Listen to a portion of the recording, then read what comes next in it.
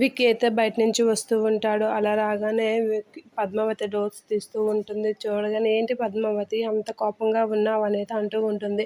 అలా అనగానే మొత్తు తిప్పుకొని పద్మావతి లోపలికి వెళ్ళిపోతూ ఉంటుంది. "నువ్వు కోపంలో కూడా చాలా బావుంటావు పద్మావతి" అని చెప్పేసి అంటూ ఉంటుంది.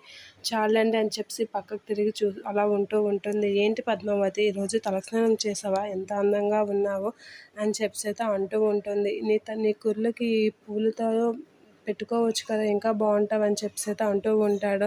అవునా అని చెప్పి పద్మావతి అయితే విక్కీ కాస్త చూస్తూ ఉంటుంది. అవును పద్మావతి, నువ్వు ఈ పువ్వులు పెట్టుకో, చాలా బాగుంటావని చెప్పేసి అంటూ ఉంటాడు. ఆ మాటలు వినగానే అయితే మీరే పెట్టండి అని చెప్పి పద్మావతి అంటూ ఉంటుంది. ఆ మాటలకి విక్కీ తిరుగు పద్మావతి పువ్వులు పెడతానని చెప్పి పద్మావతికి పెడుతూ ఉంటాడు. అలా పువ్వులు పెట్టగానే పద్మావతి చాలా మురిసిపోతూ ఉంటుంది. అలా మురిసిపోతూ విక్కీ కాస్త అలా చూస్తూ ఉండిపోతూ ఉంటుంది. విక్కీ కూడా పద్మావతి కాస్త చూసి అలా ఉండిపోతూ ఉంటాడు. ఇక పద్మావతి చాలా హ్యాపీగా ఫీల్ అవుతూ ఉంటుంది. ఇక విక్కీ పద్మావతిని మంచం మీదకి తీసుకొని వెళ్ళి కూర్చోబెట్టి పద్మావతి కాస్త అలా చూస్తూ ఉంటాడు. పద్మావతి సిగ్గుపడుతూ ఉంటుంది.